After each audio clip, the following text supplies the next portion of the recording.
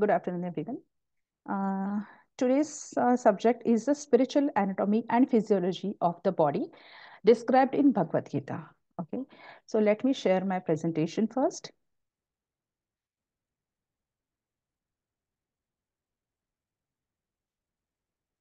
Okay, आज आपण 2024 मध्ये राहतो आहोत, जे तिथे मॉडर्न मेडिसिन किंवा मेडिकल इंडस्ट्री ही खूप जास्त ग्रो झालेली आहे. ट्रिमेंडस टेक्नॉलॉजी आपल्याकडे ऍक्सेप्ट झालेली आहे. बऱ्याच गोष्टी आपण ट्रीट करू शकतो. आपल्या शरीराविषयी आपल्याला म्हणजे अगदी शरीरातल्या प्रत्येक पेशींविषयी, सेल विषयी किंवा आर्टरी विषयी किंवा प्रत्येक नर्व विषयी आपल्याला संपूर्ण माहिती आहे. पूर्ण डिसेक्शन करू शकतो बॉडीचं. असा कुठलाही बॉडीचा आता पार्ट राहिलेला नाही एक्सेप्ट ब्रेन, की जो ज्याचं विच्छेदन झालेलं नाही. Okay, so about our body we know each and every small cell also, bone marrow सकट आतपर्यंत, म्हणजे प्रचंड, म्हणजे रेड ब्लड सेल्स असतील किंवा व्हाईट ब्लड सेल्स असतील, आपल्याला सगळ्या प्रकारची पॅथॉलॉजी वगैरे माहिती आहे या बॉडी विषयी. ओके, सो आपण क्वाईट ॲडव्हान्स प्रगती ह्याच्यामध्ये केलेली आहे. Even if you will go towards Ayurveda also describes about the manomaya kosha as well age प्राणमय कोश. ऑल त्रिदोषास, जे बेसिकली आयुर्वेदाचा पाया आहे किंवा फाउंडेशन आहे, दोज आर इन प्राणमय कोशास. ओके, सो दोषांविषयी, धातूंविषयी, त्याच्यानंतर जे जे पिलर्स आहेत आयुर्वेदानुसार, त्याविषयी प्रचंड माहिती सुश्रुत, वाग्भट, त्याच्यानंतर चरक संहितेमध्ये आपल्याला सापडू शकते. म्हणजे ह्याचं डिस्क्रिप्शन आपल्याला सापडू शकतं. ओके, रिसेंट काही सायकोलॉजिस्टनी किंवा सायकियाट्रिस्टनी मनाचे सुद्धा बरेच कोश उलगडत नेले आहेत, की बाबा कॉन्शियस माइंड असतं, सबकॉन्शियस माइंड असतं, रॅपिड आय मुवमेंट स्लीप असते, non rapid I movement sleep असते, आणि लॉट ऑफ थिंग्स, म्हणजे खूप जास्त त्याच्याविषयी माहिती अवेलेबल आहे. पण ह्या सगळ्या आपण ज्याला आम्ही डिसेक्शन म्हणतो, की या सगळ्या विश्लेषणांमध्ये जेव्हा एखाद्या रोगाचं मूळ सापडत नाही, तेव्हा त्याचं मूळ हे फार डीप असतं, आणि ते असतं विज्ञानमय कोश किंवा आनंदमय कोशामध्ये. ओके, ज्याची रिझन सापडत नाहीत. इव्हन आयुर्वेदामध्ये किंवा इव्हन होमिओपॅथीमध्ये किंवा इव्हन मॉडर्न मेडिसिनमध्ये बऱ्याच डिसीजची ओरिजिन्स किंवा रिझन ही अननोन आहे, अननोन इटिओलॉजी. या रोगाचं मूळ शोधू शकत नाही. तर अशा वेळेला जेव्हा आपण बॉडीचं कम्प्लीट डिसेक्शन केलेलं आहे, प्राणा किंवा एनर्जीचं डिसेक्शन केलेलं आहे, आणि मनाचं पण बरंचसं विश्लेषण आपल्याकडे अवेलेबल आहे, की मन कसं काम करतं वगैरे. पण त्याच्या पुढच्या ज्या एंटिटीज आहेत, विज्ञानमय कोश आणि आनंदमय कोश, ह्यांच्याविषयी फारशी माहिती तुम्हाला कुठल्याही मेडिकल बुकमध्ये किंवा फार लिमिटेड माहिती मिळते. इवन द ब्रेन, हा ब्रेन नावाचा किंवा जो न्यूरोलॉजी जी आहे, न्यूरोसायन्स, ती न्यूरोसायन्स फार डेव्हलप नाही आहे. म्हणजे आता डिसीजेसची ट्रीटमेंट अवेलेबल असते, पण if will go and ask any neuro scientist और neuro surgeon, he will say I know only 5% about this brain. Okay, so ती तुम्हाला भगवद्गीता किंवा त्याच्या पुढच्या पुस्तकांमध्ये, योग वसिष्ठांसारख्या पुस्तकामध्ये मिळू शकते. So today's topic arises from with this background, that is let us explore the spiritual anatomy and physiology of the found in Bhagavad Gita. आणि हे भगवद्गीता सगळ्या पुस्तकांमध्येच आपल्याला सापडू शकतं. So let's start the session with the prayer. ओम पूर्णमदः पूर्णमिदं पूर्णात् पूर्णमुदच्यते पूर्णस्य पूर्णमादाय पूर्णमेवावशिष्यते. ओम शांति शांति शांति.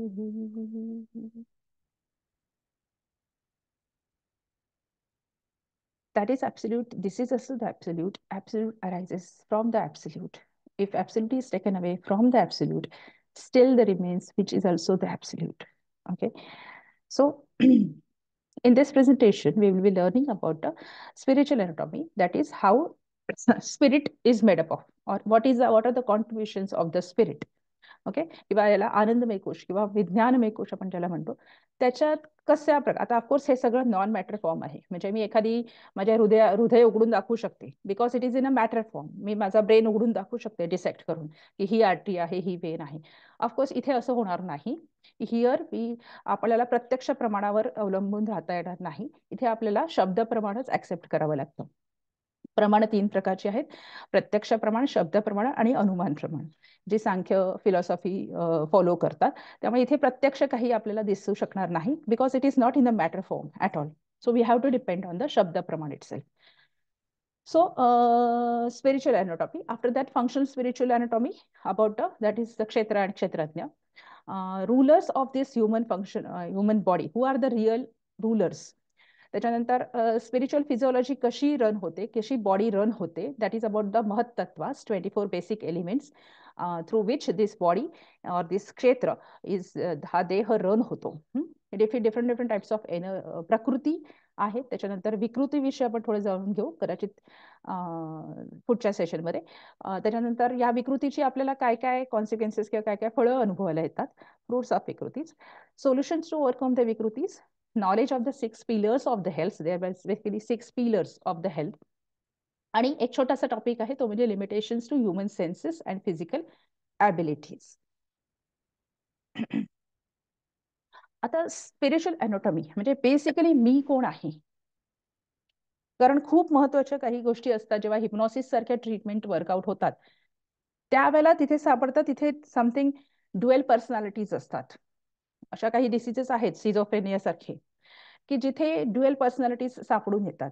त्यामुळे बेसिकली त्या देहामधला, आज आपण जास्त रोगांविषयी नाही बोलणार, आज आपण अॅनाटॉमी आणि फिजिओलॉजी विषयी बोलणार आहोत. तो म्हणजे बेसिक मी कोण आहे, मी कुठून जन्माला आलो या प्रश्नाचं उत्तर, म्हणजे ही बॉडी कशी जन्माला आली, हा दे. आता तुम्ही कधी कधी वाचलं असेल की एखादा जीव जन्माला, म्हणजे बाळ जन्माला येतं त्याला 3 हात असतात किंवा 2 डोकी, जे ट्विन्स जन्माला येतात ती अशी मर्ज असतात. असे काही काही एक्झाम्पल्स आपल्याला ऐकायला मिळतात की असं बाळ जन्माला आलं म्हणून. That is about the body. Okay, तर मग ते तुम्ही डिसेक्ट करून डॉक्टर्स वगैरे त्यांना सेपरेट करतात, हे ठीक आहे. That is about the body, की का असं झालं असेल, मग ते एक ओवम दुसरा ओवम म्यूज झाला वगैरे वगैरे, अशी बरीच एम्ब्रिओलॉजिकल रिझन्स आपण फाइंड आउट करू शकतो. पण बेसिकली जीव कसा जन्माला येतो याचं उत्तर कोणाकडेच नाहीये. आज इतक्या मॉडर्न इव्हॉल्व झालेल्या मॉडर्न मेडिसिनकडे सुद्धा या प्रश्नाचं उत्तर नाही की जीव म्हणजे कितीतरी, बऱ्याच वेळेला तुम्ही इंट्रा IVF म्हणा, इंट्रा युट्राईन फेल्युअर्स होतात IVF वगैरे. त्याचं कारण असं आहे कारण की जीवता म्हणजे आत्मा तर त्याच्यात टाकता येत नाही. तुम्ही एक एन्व्हायरमेंट क्रिएट करू शकता, हार्डली 9% किंवा 10%, कुठल्याही IVF सेंटरमध्ये तुम्ही जा, 10%च गॅरंटी देऊ शकतात मॅक्सिमम. अजूनपर्यंत असं मी कुठलंही सेंटर बघितलं नाहीये जे 50% गॅरंटी देऊ शकतो की या ट्रीटमेंट नंतर तुम्हाला बेबी होईलच किंवा you will be conceived. So असं कुठलंही सेंटर नाहीये. हार्डली म्हणजे 9-10% इज खूप कमी पर्सेंटेज आहेत सक्सेसचे. सो कारण जीव किंवा आत्मा त्याच्यामध्ये टाकता येत नाही, ती टेक्नॉलॉजी अजून पर्यंत आपल्याकडे नाही. सो हा आत्मा कोण आहे बरं, तर ह्याचं उत्तर क्षेत्रज्ञ योग, विभाग योग या भगवद्गीतेच्या ह्याच्यामध्ये आहे. सांख्य फिलॉसॉफी सुद्धा ऑल्सो टॉक्स अबाउट दिस प्रकृती अँड पुरुष. भगवद्गीता ऑल्सो टॉक्स अबाउट दिस प्रकृती अँड पुरुष. 1 ते 7 असे श्लोक्स आहेत दिलेले. प्रकृती पुरुषम चैव क्षेत्रज्ञम एव च एतद् वदितुम इच्छामि ज्ञानम ज्ञेय च केशव. अर्जुन त्यांना विचारतो की बाबा मला प्रकृतीविषयी सांग, मला पुरुषाविषयी सांग, मला क्षेत्र काय आहे, क्षेत्रज्ञ काय आहे, त्याच्यानंतर ज्ञान, रिअल ज्ञान म्हणजे काय, आणि जाणून घेण्यासारखी म्हणजे ज्ञेय ही कुठली गोष्ट आहे, मला काय जाणून घेणं आवश्यक आहे बेसिकली, त्याविषयी तू मला सांग. तेव्हा अशा प्रकारे हा टॉपिक इथे ओपन होतो आणि त्याच्यामध्ये पुढे वर्णन दिलेलं आहे की बेसिकली प्रकृती आणि पुरुष हे जेव्हा एकत्र येतात तेव्हाच जीव जन्माला येतो. म्हणजे त्याला आपण झायगोट अवस्था असं म्हणतो की बाबा 24 chromosomes and 24 chromosomes from the ovum and from the sperm get fused and it forms the zygote. म्हणजे अगदी झायगोट फॉर्म आहे, जी पहिली ब्लास्टुला स्टेज असते फॉर्मेशनची, जी हार्डली काहीतरी 24 सेल्सची असते का 72 सेल्सची असते, त्याला झायगोट असं म्हणतात. पण तो झायगोट जिवंत नसतो, इट इज नॉट लाईव्ह. असं म्हणून तर IVF फेल्युअर्स होतात बऱ्याच वेळेला, की तो झायगोट क्रिएट तर करता येतो मेकॅनिकली, पण त्याच्यामध्ये आत्मा किंवा त्याच्यामध्ये प्रकृती टाकता येत नाही, त्याच्यामध्ये पुरुष टाकण्याची टेक्नॉलॉजी आपल्याकडे अजून नाही. तर त्याच्याविषयी फक्त भगवद्गीतेमध्ये छोटासा उल्लेख आहे. More information is available in सांख्य दर्शन. सो जेव्हा प्रकृती आणि पुरुष या 2 गोष्टी एकत्र येतात आणि त्या झायगोटमध्ये त्या एंटर होतात, मोस्ट प्रश्नोपनिषद नावाचं पण एक उपनिषद आहे, ज्याच्यामध्ये हाऊ प्राणा or the Atman enters in the body किंवा इन द ब्लॅस्टुला ह्याचं वर्णन आपल्याला सापडतं. जर वेळ मिळाला तर कधीही प्रश्नोपनिषद स्टडी करू शकता. सो आपण आता भगवद्गीतेवर लिमिटेड बोलणार आहोत. म्हणून जेव्हा प्रकृती सॉरी पुरुष पुरुष म्हणजे इज नॉट अ मेल, पुरुष म्हणजे आत्मा, एक संज्ञा त्याला दिलेली आहे. आणि प्रकृती हे जेव्हा एकत्र येतात आणि त्या ब्लॅस्टुला स्टेजमध्ये एंटर होतात, तेव्हा ही क्षेत्र क्रिएट होतं. म्हणजे तिथे बॉडी क्रिएट होते, ब्लॅस्टुला क्रिएट होतो, मग झायगोट होतो आणि मग त्याचा फिटस तयार होतो आणि मग ती बॉडी 9 महिने एनकरेज किंवा फ्लरिश होऊन ती बेबी जन्माला येते. Okay, so prakriti and purusha this both enters in the blastula stage. आता what is prakriti and purusha? बऱ्याच लोकांना ज्यांचा उपनिषदांचा वेदांचा अभ्यास असेल त्यांना माहिती असेल याविषयी, पण काही लोक नवीन आहेत. सो फॉर देम पुरुष ह्याचा उल्लेख परत भगवद्गीतेमध्ये दुसऱ्या अध्यायामध्ये 20 ते 24 चॅप्टर्स मध्ये आपल्याला सापडतो की तो कसा आहे. Because it is in a non matter form, so we cannot see it, even we cannot get communicated with it. We can just have belief in him or in the purusha with the help of shabda praman. So पुरुष कसा आहे किंवा तो आत्मा कसा आहे याचं वर्णन तुम्हाला 20 ते 24 अध्यायांमध्ये सॉरी श्लोकांमध्ये सापडेल. तर ते बरेच श्लोक आहेत, सगळ्यांना माहिती आहेत. न जायते म्रियते वा कदाचित वगैरे वगैरे असे 5-6 श्लोक आहेत त्याच्यामध्ये, की जो अनचेंजिंग आहे, जो कधीच क्षर पावत नाही, अक्षर आहे, ज्याचा कधीच क्षय होत नाही. From the starting of the universe it is present, ज्याला अनादि अनंत असं म्हटलं जातं. It's pure consciousness. तो कधीही कंटॅमिनेटेड होत नाही किंवा त्याला कुठल्याही प्रकारची वासना किंवा कुठल्याही प्रकारचं त्याच्यावर संस्कार करता येत नाहीत. It is absolute, it is independent, it is free also. म्हणजे जसं आता माझी समजा 4 घरं असतील, समजा मुंबई, बँगलोर, पुणे, हैदराबाद वगैरे, तर मला वाटलं पटकन मी या घरातून त्या घरात गेले, त्या घरातून ह्या घरात गेले, मला वाटेल तसं मी कुठेही राहू शकते. तसा तो त्याला पाहिजे त्या बॉडीमध्ये एंटर करतो आणि काही वर्षांनी ते बॉडी सोडून जातो. So it is completely absolute, it is independent, it is free to move anywhere. Basically, it is above any experiences of the senses. जर आत्म्याला जाणून घ्यायचं असेल तर तो ऍक्च्युली इंद्रियांच्या पलीकडे आहे. ओके, तर त्याला काही टेक्निक्स आहेत, मेडिटेशन, इंट्युशन टेक्निक्स, त्याच्याने त्याला जाणता येऊ शकतं. ऑफकोर्स साधनेने काही अनेक लोक त्याला जाणू शकतात, पण त्याला काही बरीच प्रोसेस असते. Beyond any words or explanation. नेती नेती असं जे उपनिषदांमध्ये वर्णन आहे की न इति, हा असा नाही, हा असा नाही, हा असा नाही, it cannot be described in the words. Okay, so that is basic energy of in this universe, that is the पुरुषा किंवा ज्याला आत्मा, सोल अशा अनेक वेगळ्या प्रकारची नावं आहेत. प्रकृती इज ऑफ 2 टाइप्स, बेसिकली पराप्रकृती आणि अपराप्रकृती. ओके, आता ही प्रकृती 3 गुणांची बनलेली असते, म्हणून त्याला त्रिगुणात्मक प्रकृती असं म्हणतात. सत्व, रजस, तमस. आता या 3 गुणांविषयी आपण काही वेगळ्या प्रेझेंटेशन मध्ये आपण त्याच्यावर चर्चा करणार आहोत, म्हणून इथे फार जास्त काही सांगत नाही. सो 3 गुणांनी ही प्रकृती बनलेली असते. These are, we can say these are the colours of the or shades of the portrait असं म्हणू शकतो.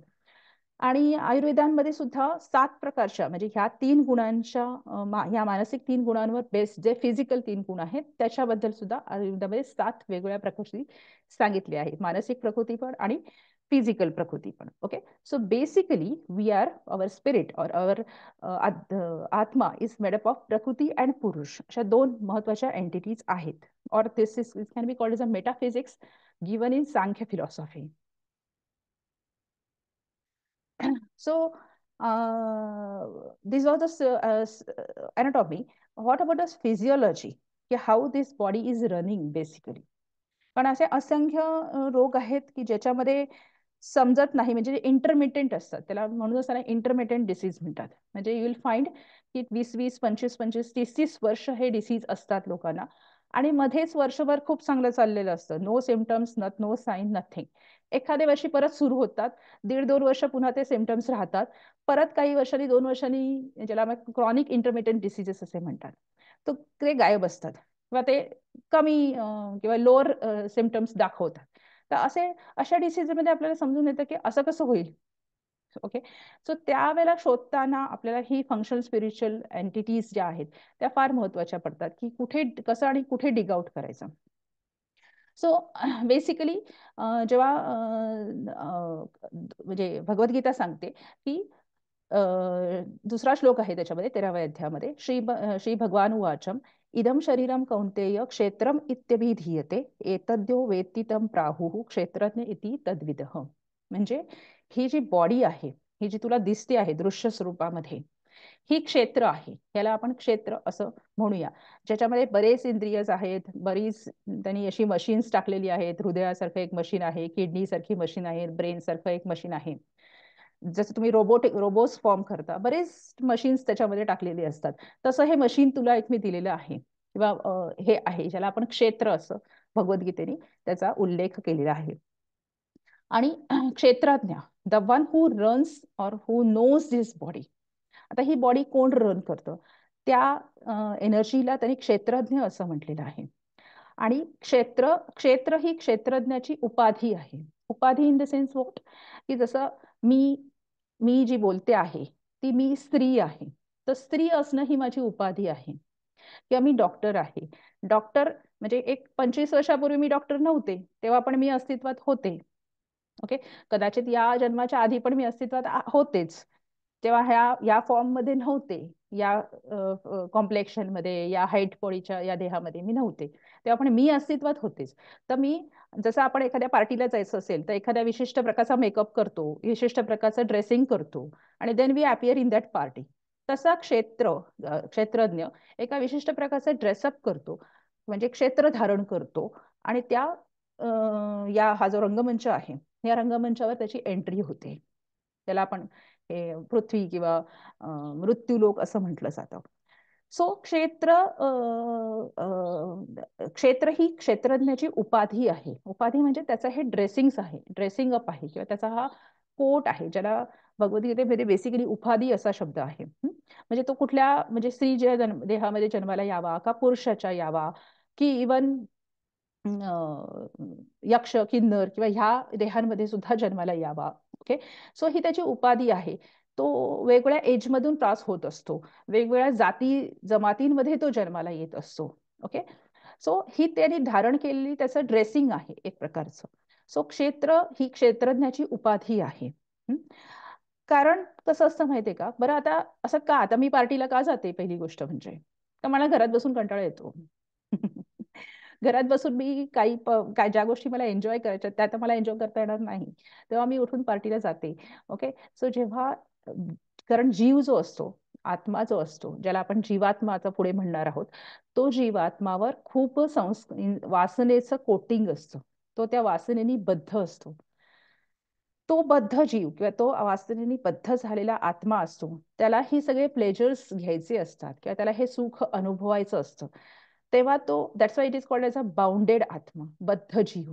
ओके, त्या जीवाला हे सगळे, म्हणजे इवन गरुड पुराणामध्ये पण असं ह्याचा उल्लेख आहे की कसा आत्मा बद्ध राहतो आणि का मुक्त होत नाही, आणि मुक्त त्याला करण्यासाठी कुठल्या कुठल्या, ज्याला आपण श्राद्ध कर्म वगैरे म्हणतो. पण आता हल्ली या सगळ्या गोष्टींना लोक मानत नाहीत, अनफॉर्च्युनेटली. पण ह्या सगळ्या गोष्टी खूप जास्त सायंटिफिक आहेत. फक्त प्रॉब्लेम एवढा आहे की ह्या प्रत्यक्ष प्रमाणाने सिद्ध करता येत नाहीत आणि म्हणून त्या आपल्याला दाखवता येत नाहीत.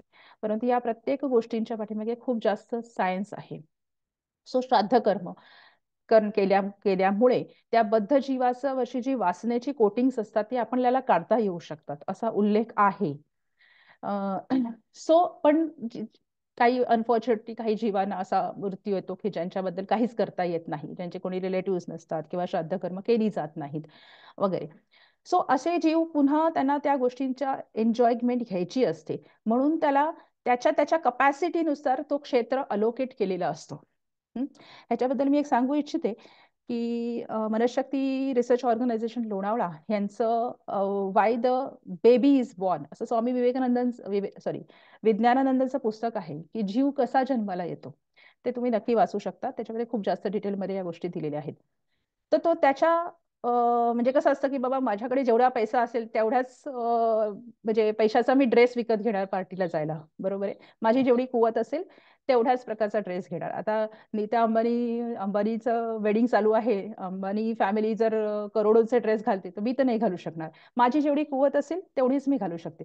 तसं त्या जीवाची जेवढी कुवत असेल, त्याचे जेवढे ब्लेसिंग्स असतील, त्याची जेवढी कर्म असतील, त्या पद्धतीने त्या जीवाला तो क्षेत्र प्राप्त होतो किंवा ती बॉडी प्राप्त होते. आणि तिथून ठरतं की तो कोणाच्या घरी जन्माला येणार आहे. तो अंबानीच्या घरी जन्माला येणार आहे का झोपडीमध्ये जन्माला येणार आहे, का पॉलिटिशियनच्या घरी जन्माला येणार आहे, का ब्राह्मणाच्या घरी जन्माला येणार आहे, का अगदी म्हणजे दलित दलित कुटुंबामध्ये जन्माला येणार आहे. हे त्याच्या ब्लेसिंग्सवरनं त्याने कॅरी केलेल्या कर्मांवरनं समजतं, म्हणजे ठरतं.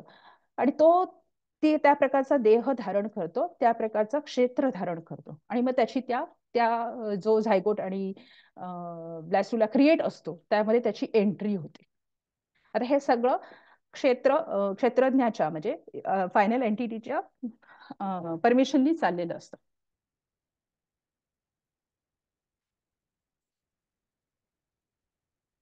सो बेसिकली क्षेत्र आणि क्षेत्रज्ञ अशा दोन प्रकारच्या एंटिटीज आपल्याला इथे सापडतात. आता या क्षेत्र तर समजलं, क्षेत्र is like a body. Okay, माझी बॉडी मला मिळालेली आहे ती. आणि क्षेत्रज्ञ is present in all bodies. Okay, आता क्षेत्रज्ञामध्ये दोन प्रकारचे क्षेत्रज्ञ ह्याच्यामध्ये आहेत. एक असतो जीवात्मा आणि एक असतो परमात्मा. जीवात्मा which is called as a individual consciousness और इंडिव्हिज्युअल सोल, ज्याला, आणि परमात्मा विच इज सुप्रीम कॉन्शियसनेस.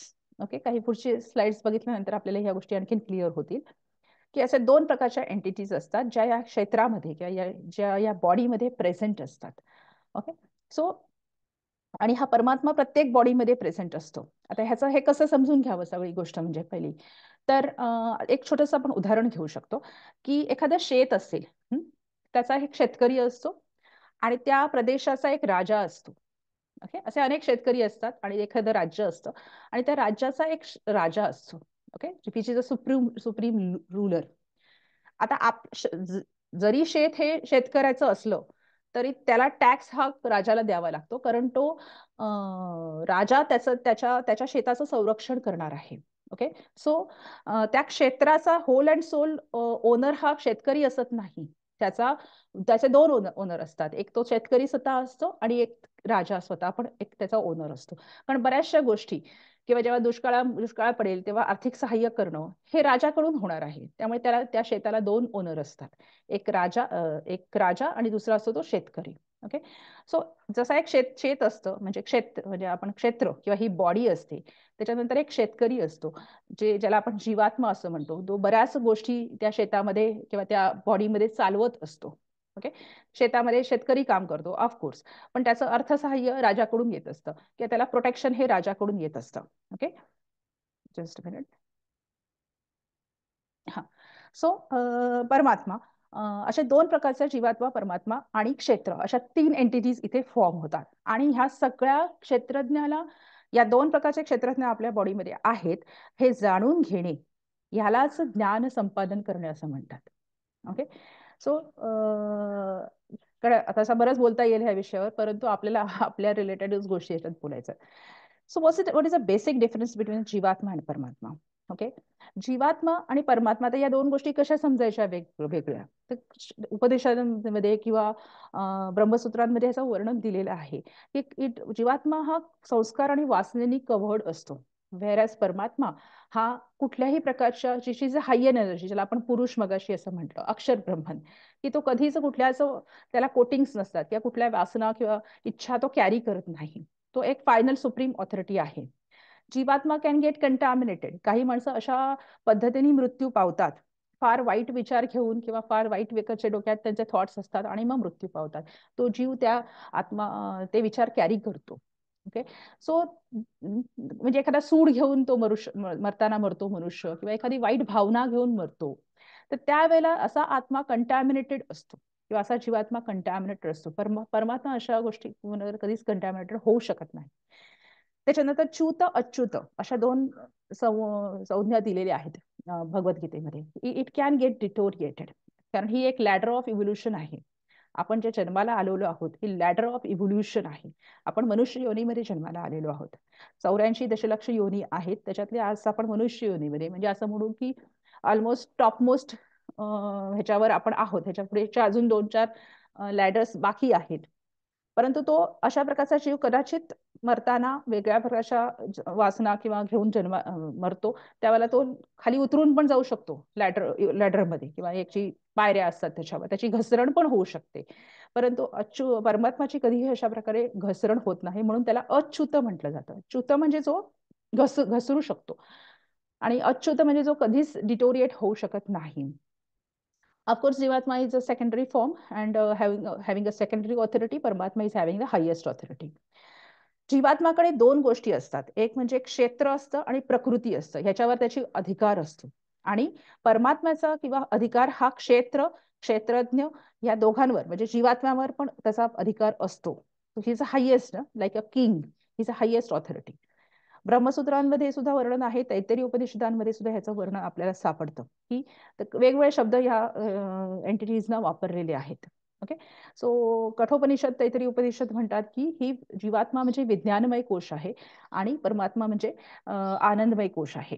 किंवा ब्रह्मसूत्र म्हणतं की जीवात्मा हा ड्युएल आहे किंवा द्वैत आहे, जो दुसरा आहे किंवा सेकंडरी आहे, आणि परमात्मा हा अद्वैत आहे किंवा तो एकच आहे, त्याच्याविषयी काहीही की त्याची रिप्लेसमेंट नाही. आता आता हे सगळं ब्रह्मसूत्र म्हणतं, कठोपनिषद म्हणतं, ओके, मी का मानावं? मला काय, कारण काही कितीही म्हटलं तरी आज मी या मॉडर्न एरामध्ये जन्माला आलेली आहे. शब्दप्रमाण मान्य करूया, नाही अशातला भाग नाही आहे की आपल्यापेक्षा थोर ऋषीमुनी होऊन गेले आणि त्यांनी या गोष्टी सर्च करून आपल्यासाठी लिहून ठेवल्या, बरोबर आहे.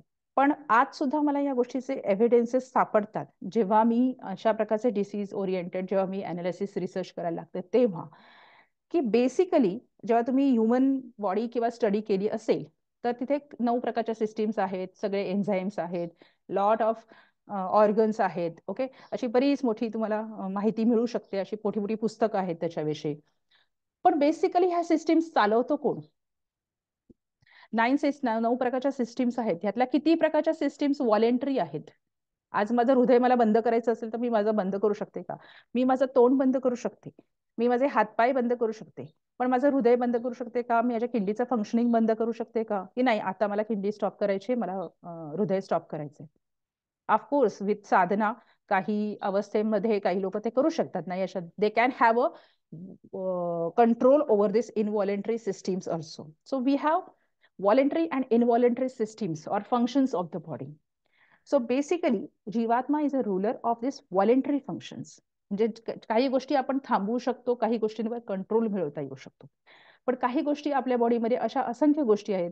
For example circulatory system, a part of a muscular system, nervous system, extremely important nervous system, autonomous nervous system, peripheral nervous system, ज्याच्यावर आपला कंट्रोल नाही आहे.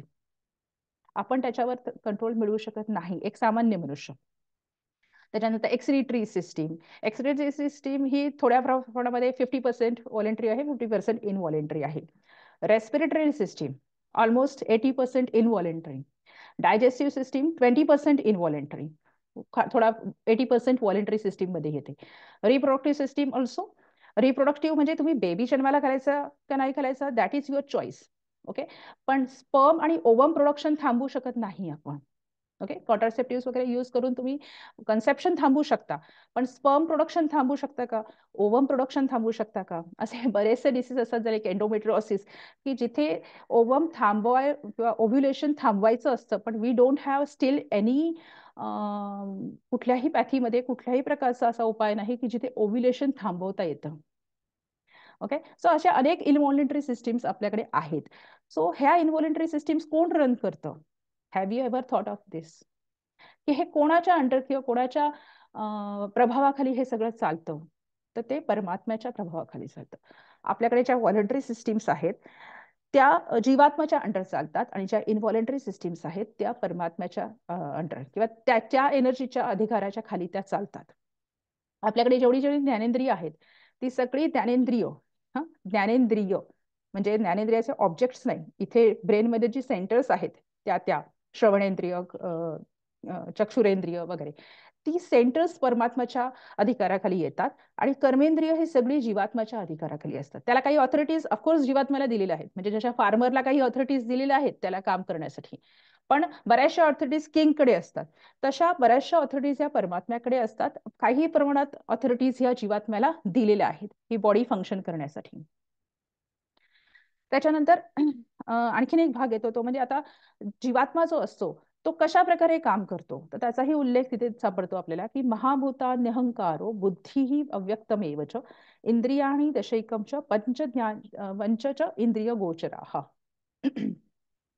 म्हणजे जीवात्म्याला काही ऑथॉरिटीज दिलेल्या आहेत, काही त्याला कार्यक्षेत्र दिलेली आहेत कार्य करण्यासाठी. तर तो with the help of all this mahattattva, ह्या 24 महत्तत्वांच्या मदतीने तो आपले हे बॉडी फंक्शन्स म्हणजे चालवत असतो. जी जी बॉडी आहे ती, जे क्षेत्र दिले आहे ते, ती तत्व आहेत 5 एलिमेंट्स, पंचतन्मात्रा, ज्याला पृथ्वी आप तेज वायू आकाश, ज्या पंचतन्मात्रा, अहंकार, अहंकार म्हणजे गर्व नव्हे किंवा ज्याला इगो म्हणतात तो नाही, स्वतःचं अस्तित्व म्हणजे हा जीव या बॉडीमध्ये काय करू शकतो आणि काय करू शकत नाही ह्याचा एक आकार असतो, याचा एक फॉर्म असतो, ज्याला अहंकार अहंकार असं म्हणतात. ओके. अहम आकार म्हणजे स्वतःचा आकार, स्वतःचा एक शेप है ना. एक जेव्हा आपण एखादी गोष्ट करायची असते तेव्हा आपण एक स्वतःला एक लिमिटेशन घालून घेतो की आज मी हे एवढं करणार आहे, एक आकार किंवा एक प्राप्त करून घेतो, त्याला अहंकार असं म्हणतात. त्याच्यानंतर इंटेलिजन्स, बुद्धी, महत, आता या सगळ्यांविषयी खूप जास्त बोलता येईल, पण आपल्याकडे वेळ कमी असतो. 10 इंद्रिय, 11वे इंद्रिय माइंड, त्याच्यानंतर 5 सेन्स ऑब्जेक्ट्स, हे सगळ्या 24 तत्वांबरोबर हा जीवात्मा इथे कार्य करत असतो. आता हे झालं पुरुषाविषयी किंवा जीवात्म्याविषयी किंवा क्षेत्रज्ञाविषयी. व्हॉट अबाउट प्रकृती? जीवात्मा प्रकृतीसह या देहामध्ये काम करत असतो. तर त्याच्यासाठी एक 5वा आणि 4था श्लोक आहे त्याच्यामध्ये. त्याच्यात 2 प्रकारच्या प्रकृती सांगितलेल्या आहेत. एक अपरा प्रकृती आहे, एक परा प्रकृती आहे. अपरा प्रकृती ही पंचमहाभूतांसकट काम करत असते. ओके. सो पंचमहाभूत सगळ्यांना माहिती आहेत की अर्थ, वॉटर, फायर. आता मगाशी पंच तन्मात्रा सांगितल्या, तन्मात्रा आणि पंचमहाभूतांमध्ये बेसिक फरक आहे. सो पंचमहाभूत बरोबर प्रकृती काम करत असते, वेरॅज पंच तन्मात्रांबरोबर पुरुष काम करत असतो किंवा आत्मा काम करत असतो. आणि त्याच्यानंतर माइंड, इंटेलेक्ट आणि ज्याला आपण अहंकार म्हटलं, तर त्या ह्या सगळ्यांबरोबर ही अपरा प्रकृती या सगळ्या बॉडी फंक्शन्स रन करत असते. आणि ह्याच्यानंतर एक असते ती परा प्रकृती, which is again a higher form, which is a basic fundamental principle, जी त्यावेळेला ब्लॅस्टुलामध्ये किंवा झायगोटमध्ये एंटर होते, ज्याला प्राण असं पण काही ठिकाणी प्रश्नोपनिषदामध्ये म्हटलेलं आहे, की जी आत्म्याच्या शॅडो सारखी एंटर होते. ओके. सो अशा 2 प्रकारच्या प्रकृती इथे आपल्याला अवेलेबल होऊ शकतात. So let me stop this recording here. We can attend some question and we will have a 2 minutes break here.